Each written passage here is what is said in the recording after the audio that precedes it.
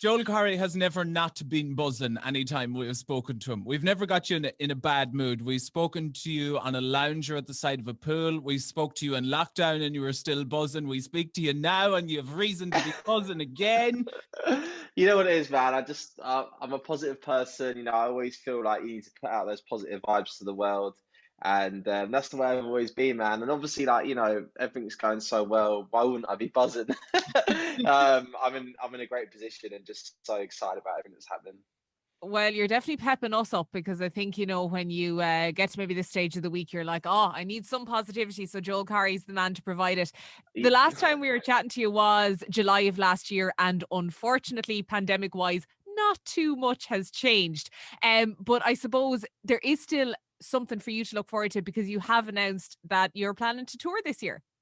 Yes, that's another reason why I'm in such a good mood this week, even better mood than normal, is because I have announced my UK and Ireland tour for October, November. And listen, you guys know I've been DJing since I was a teenager, and it's my number one love in life. It's my passion. It's the thing I love doing more than anything else in the world is performing in front of a crowd. And the longest I've ever had a break from DJing has probably been 1 week, so I've had to take a whole year off.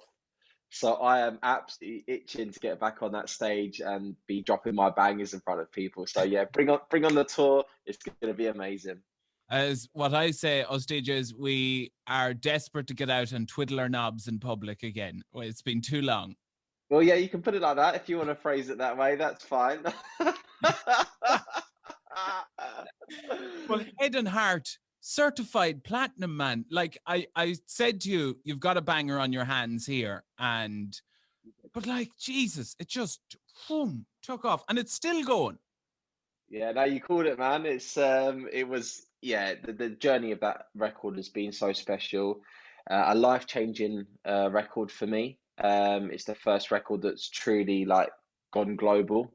It's amazing to see how it's connected with people around the world. I've got still getting people from like places in like Brazil messaging me every day going that they can't stop listening to it, so it's really stretched across the globe. And I just think that it came at a time when people needed a positive uplifting banger, and I'm so glad that this song helped a lot of people through what was a very, very difficult year last year.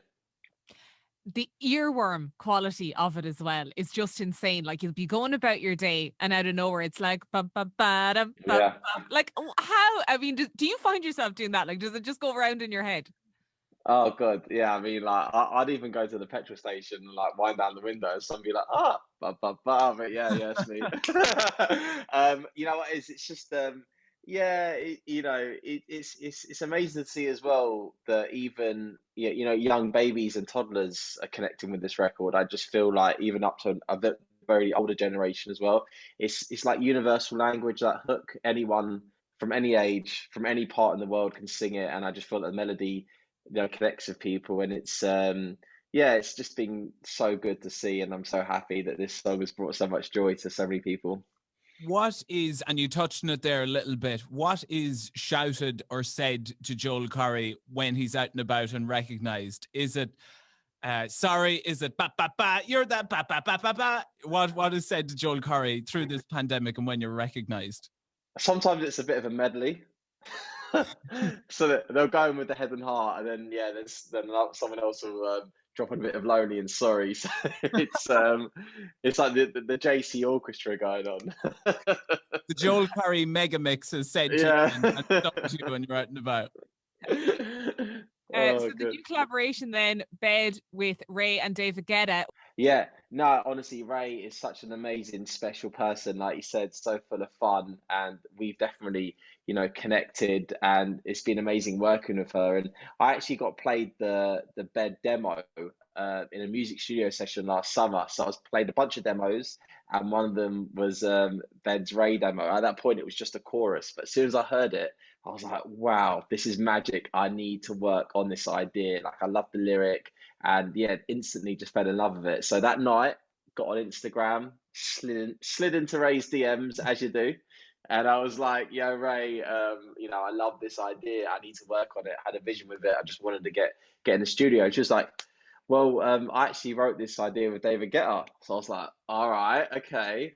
well, I'm not going to slide into his DMs with love heart eyes, am I? So I was like, what's his email address? I'm going to have to be a bit more professional with David. So yeah, I dropped David an email and I was like, do you mind if I work on this idea? Like, I really like this idea of this chorus. I think, I think I can get my teeth into this and make it something really special. And he was up for it. So then me and Ray got in the studio, and when you just meet somebody and you just click with them instantly, that's how it was with Ray. We just had this instant sort of connection together, and as soon as I met her, I knew I wanted to work with her, and we worked hard on this song.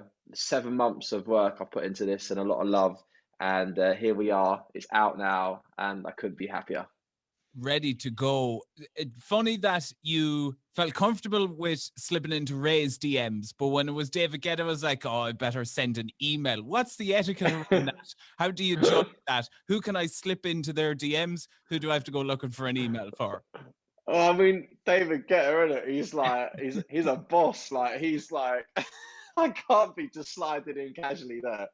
But you know what though? It's funny enough because David Guetta's got like a sort of alias Jack Back, which is his underground project, and Jack Back actually remixed Head and Heart.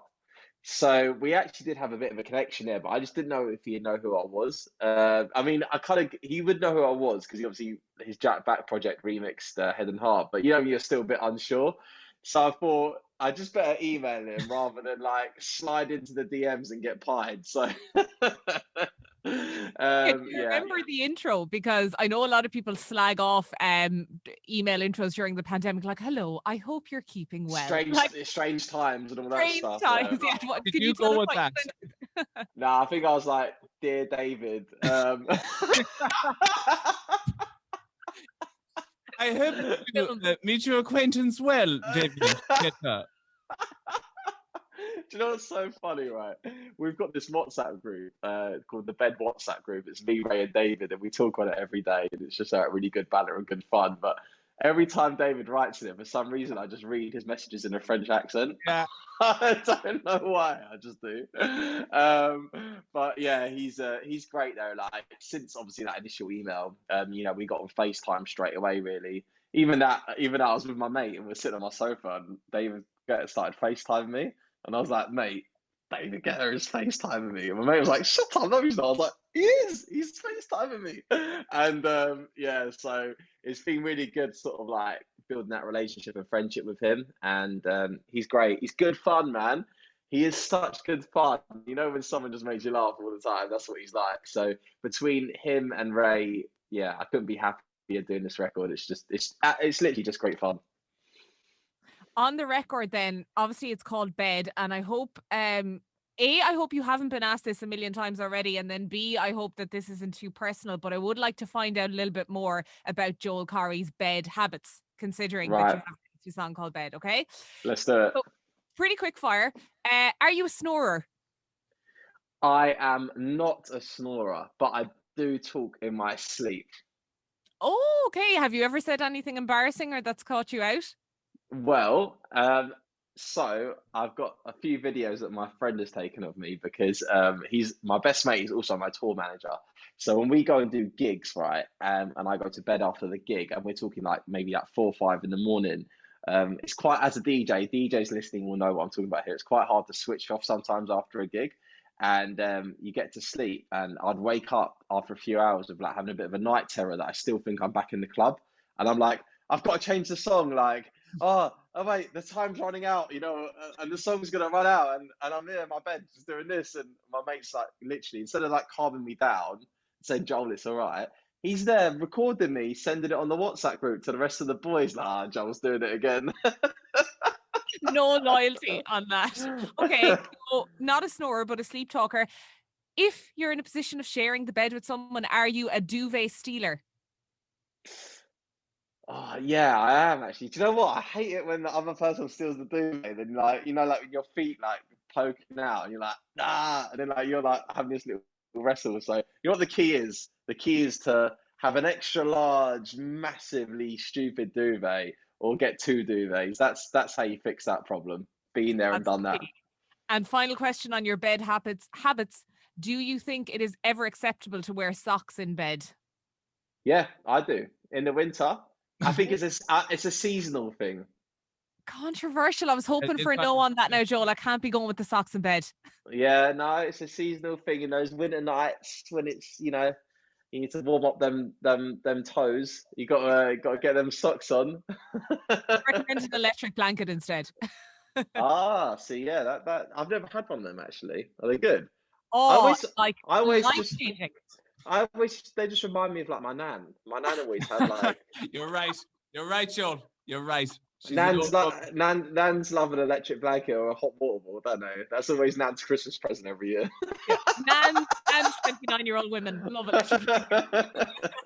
Oh God damn it! Get us into a club or a festival quick, because I know. Why are we doing this?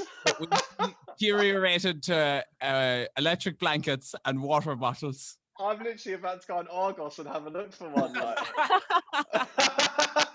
Joel Corry's rider now includes water bottles and hot blankets, please. Oh, I love it. Joel, thank you so much. It's lovely chatting to you. iRadio. Live life louder.